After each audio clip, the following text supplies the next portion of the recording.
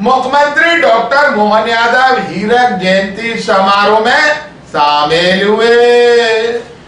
एकात्मक मानववाद के प्रणेता पंडित दीनदयाल उपाध्याय ने 11 अगस्त 1964 को ग्वालियर के दौलतगंज स्थित रामनारायण धर्मशाला में एकत मानववाद का ड्राफ्ट प्रस्तुत किया था।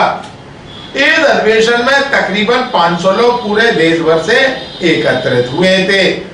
इस उपलक्ष्य में एकात्म मानव दर्शन की हीरक जयंती समारोह का आयोजन किया गया। इस कार्यक्रम में मध्य प्रदेश के मुख्यमंत्री डॉक्टर मोहन यादव, विधानसभा अध्यक्ष नरेंद्र सिंह तोमर, मंत्री कैलाश विजयवर्गीय, मंत्री प्रहलाद पटेल, पूर्व राज्यपाल और कार्यक्रम के अध्यक्ष कप्तान सिंह सोलंकी, पूर्व सांसद और कार्यक्रम के मुख्य वक्ता डॉक्टर महेश चंद्र शर्मा, आरएसएस के सह संपर्क प्रमुख रमेश चंद्र पप्पा मुख्य रूप से उपस्थित थे। इस दौरान मध्य प्रदेश के मुख्यमंत्री डॉक्टर मोहन यादव ने कहा है कि एकात्मवाद के प्रणेता पंडित दीनदयाल उपाध्याय के एकात्मक से प्रेरित होकर मध्य प्रदेश सरकार अंतिम छोर के व्यक्ति का विकास करने के लिए प्रतिबद्ध है।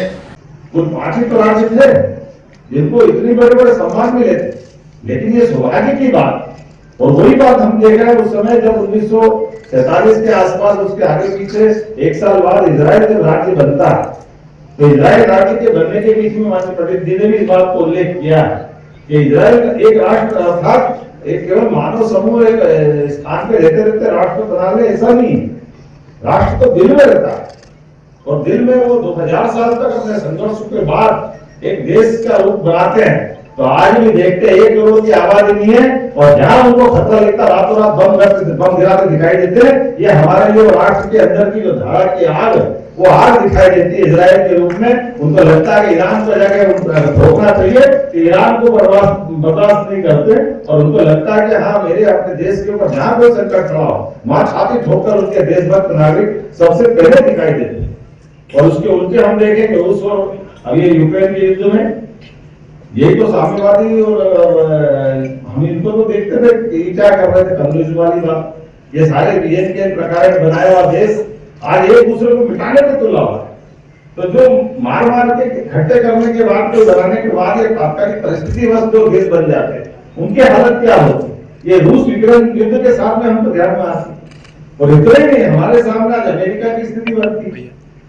हम अपने अमेरिका के उस भाव को समझे, वो अमेरिका फर्स्ट के आधार पर चल सकते हैं, लेकिन वास्तव में आज इस बात की आवश्यकता है कि हाँ राष्ट्र फर्स्ट और माननीय मोदी जी ने जो रास्ता निकाला है वो हमारे लिए गौरव का है और वो हमारे पंडित दीनदयाल उपाध्याय जी के उस दर्शन को प्रतिपादित करके दिखाई देता है, जिस आधार पर कहा कि हमको स्वदेशी के भाव को बढ़ा, भारत को आत्मनिर्भरता के मामले में आगे बढ़ाने की जरूरत है।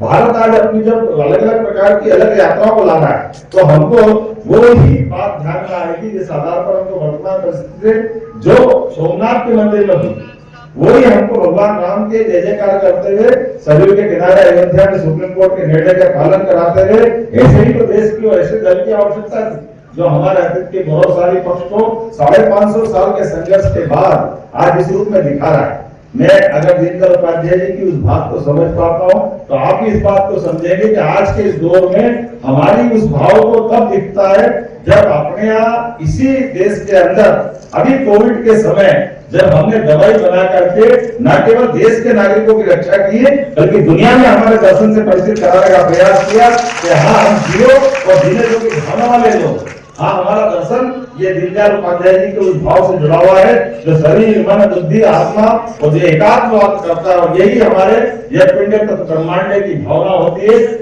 ग्वालियर में तक चर्चा के दौरान मुख्यमंत्री डॉक्टर मोहन यादव, विधानसभा अध्यक्ष नरेंद्र सिंह तोमर व पूर्व सांसद डॉक्टर महेश चंद्र शर्मा ने कहा हीरक जयंती का पंडित दीनदयाल उपाध्याय जी का अद्भुत कार्यक्रम हुआ है। यहाँ विश्व की सबसे बड़ी पार्टी के जिस व्यक्तित्व ने इस दर्शन को प्रतिपादित किया उनके द्वारा सबसे पहले ग्वालियर की धरती पर इस विचार को व्यक्त किया गया था। उसी की स्मृति में 60 वर्ष पूरे होने पर ये कार्यक्रम किया गया है। मेरी अपनी ओर से समूची आयोजन समिति को बधाई। एकात्म मानव दर्शन पंडित दीनदयाल उपाध्याय जी ने प्रतिपादित किया, उसकी हीरक जयंती का अवसर था। देश भर में कार्यक्रम संपन्न हो रहे हैं।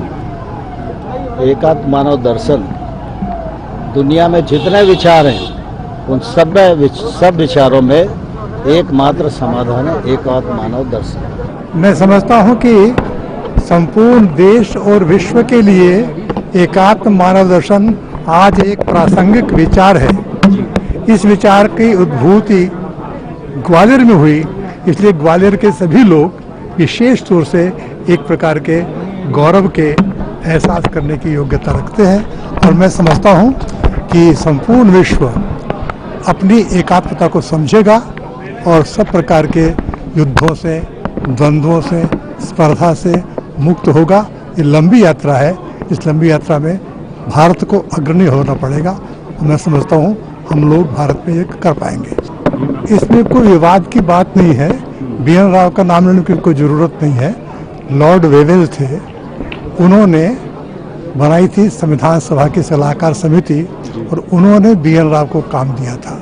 और जब काम दिया था तब देश आज़ाद हो जाएगा इसकी कोई कल्पना नहीं थी। अंग्रेज की जो संविधान की कल्पना थी ऐसा उन्होंने बनाया था। ये सहयोग की बात है कि इस बीच देश आज़ाद हो गया। तो वो ये ड्राफ्ट तो बन गया था 46 में ही।